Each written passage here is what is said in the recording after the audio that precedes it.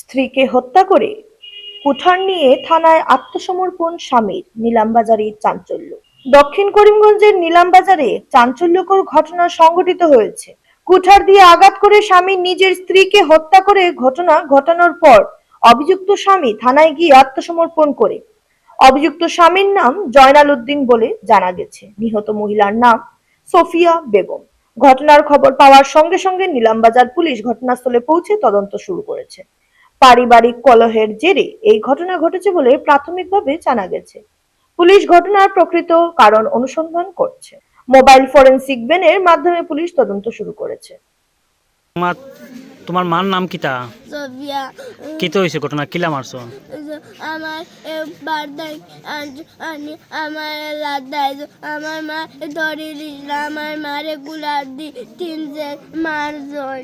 তুমি সব দেখছো নি? ও আমি দেখছি, আমি আসলাম। সে মারছে? আমার বাপে মার জয়। মারছন? ও বাদে কিতা করছন? বাজে তো তান কুড়াল লই দৌড়াইয়া গেছ কুম্বা দি।